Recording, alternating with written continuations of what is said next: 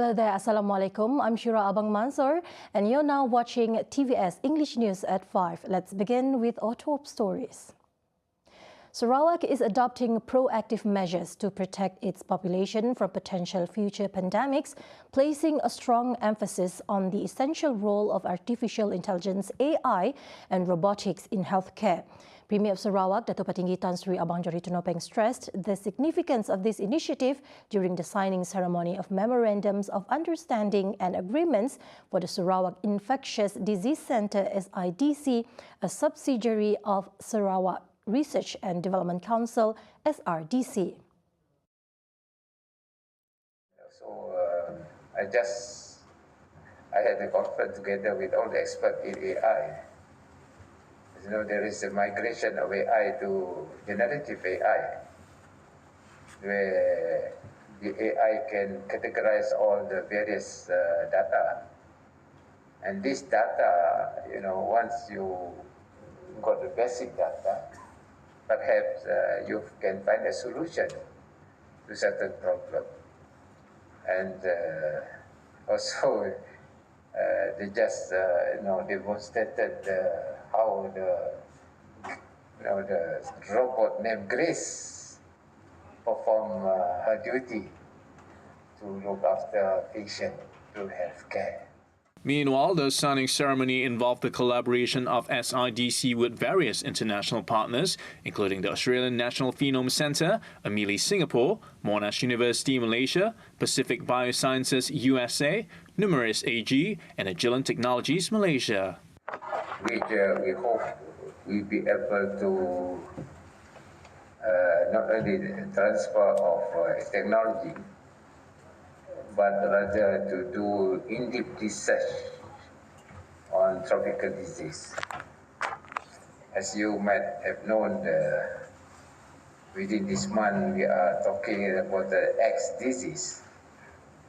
Nobody seems to know what is the X disease. But regardless of what, I think the government has to prepare for any eventuality, similar to what happened to our COVID-19 disease pandemic. Meanwhile, Abang Johari also requested that SIDC explore and prepare for future pandemics through research and development.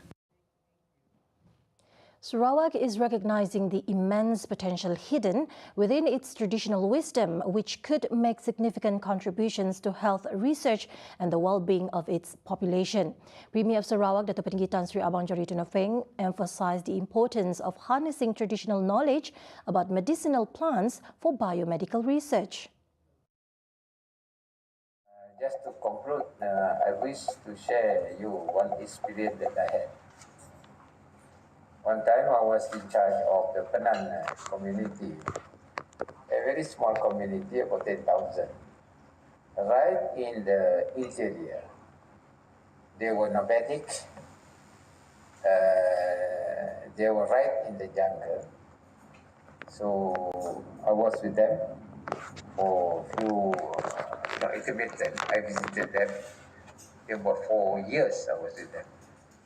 He told this to reporters, noting that this initiative aligns seamlessly with Sarawak's research and development framework, as highlighted during the recent signing of Memorandums of Understanding and Agreements for the Sarawak Infectious Disease Centre (SIDC), which took place earlier at his office in Wisma Bapa, Malaysia on Friday. Abang Johari also shared the discussion he had with the Penang community on how to treat if they are bitten by a poisonous snake, to which the community disclosed of the existence of a particular tree in which the leaves will be crushed and applied on the bitten area, which heals the patient.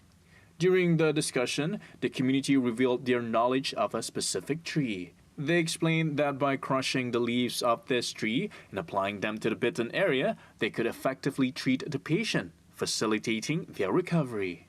In other words, there is a medicinal property in the leaf, in the particular plant, which has not been scientifically diagnosed. So that incident gave me one impression, that is that there are a lot of plants out there that have that medicinal value. that the local community knows, but it is not credible because it's from nomadic group. But if we have scientific evidence, then perhaps that becomes a source of medicine. The Jom ke Sarawak road tour for the southern region, organised by Tourism Malaysia Sarawak, would serve as a platform for both the state and Southern Peninsula tourism industry players to introduce their products and collaborate in creating captivating tourism packages. Tourism Malaysia Southern Region Director Muhammad Nasir Pahmi said the tour, scheduled to be held on October 9th until 11th, will further promote and revive the tourism activities in Sarawak, Johor and Melaka. Pada 9 hingga 11 Oktober ini, kita akan menerima kunjungan daripada agensi dan pengusaha pelancongan daripada negeri Sarawak, dan saya difahamkan antara 25 hingga 30 agensi yang akan datang, di mana kita akan wujudkan satu sesi B2B antara pengusaha daripada Sarawak dan pengusaha produk pelancongan di Johor, supaya mereka menjalinkan kerjasama dari segi memperkenalkan produk masing-masing lah.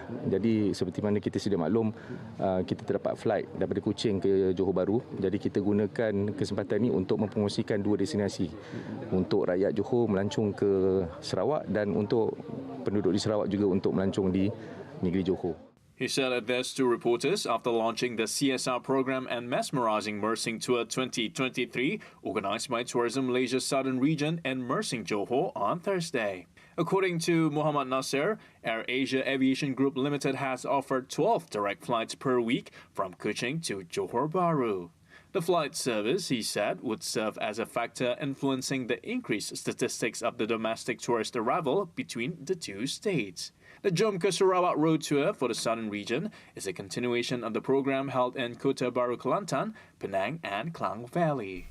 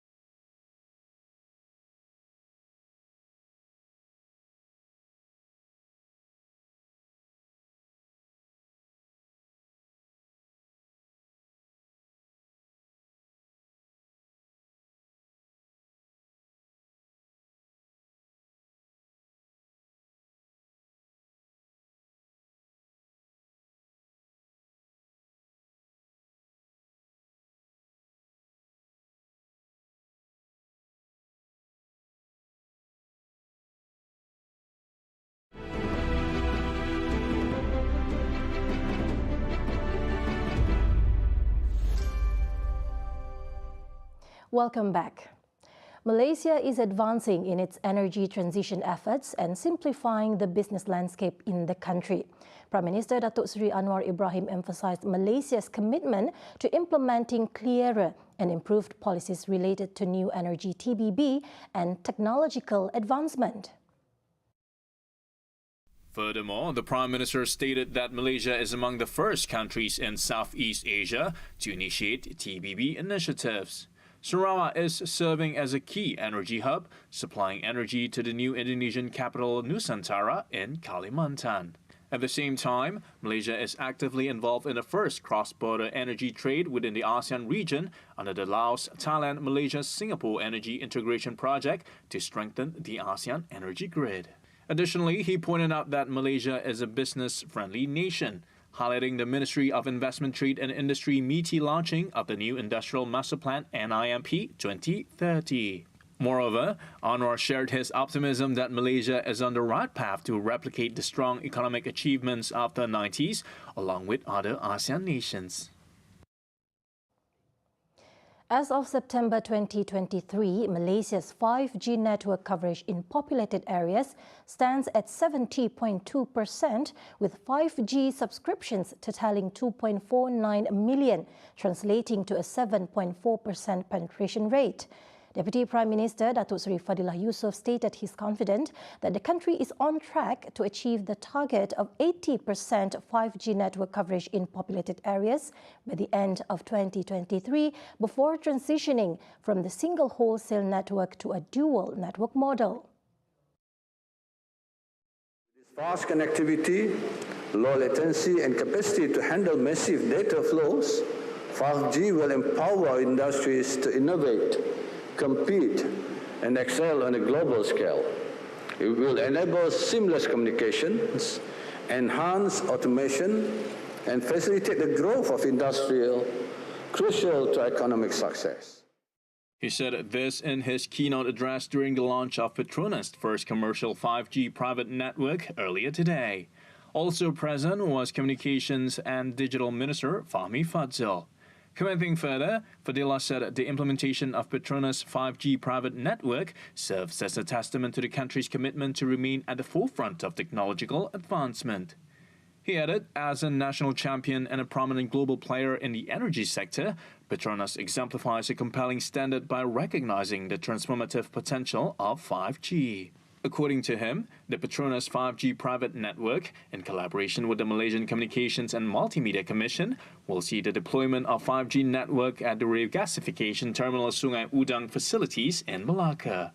Fadilah noted that faster and more reliable connectivity empowers businesses to streamline operations, develop new services, and expand their reach both locally and globally. The Ministry of Youth and Sports aims to establish closer collaborations with the private sector to advance the nation's sports sector. Its Minister, Hannah Yeoh, stressed that one way to achieve this is by offering attractive tax incentives to the private sector in the 2024 budget. Yeoh further explained that these incentives is crucial in developing the sports ecosystem in the country. Kalau kita nak swasta masuk, kita kena pastikan insentif cukai itu menarik untuk mereka. Dan kita sudah mula bercakap dengan semua penaja-penaja kita untuk melihat apa lagi insentif cukai yang kita boleh bagi untuk mereka nak melabur dalam sukan. Furthermore, Yeoh mentioned that to develop the sports ecosystem, having an adequate number of coaches is also essential to pique investor interest. Additionally, she emphasized that the federal government needs to implement larger tax exemptions to encourage parents to spend on sports equipment and training. As an example, Yeoh pointed out that tax incentives for parents who hire swimming coaches for their children can significantly contribute to the development of related sports. Okay? Dan bila setiap ibu bapa berfikir seperti itu, daripada saya bayar cukai, saya dapat pelepasan cukai, anak saya dapat manfaat. Kalau semua ibu bapa berfikir seperti itu, siapa yang akan melabur sekarang? Ibu bapa sendiri akan melabur dan jurulatih mempunyai lebih banyak lagi pelajar dan dalam sistem tersebut akan wujud lebih banyak lagi kelab. Okay? Bila ada kelab, ekosistem itu sudah akan membangun. When asked whether the tax exemptions represent a new mission for the minister, Yeoh said she would evaluate the policies introduced by the previous government to determine whether they need modification or improvement to provide better programs for youth. And that's all for now. I'm SARAWAK Mansor. Thank you for watching.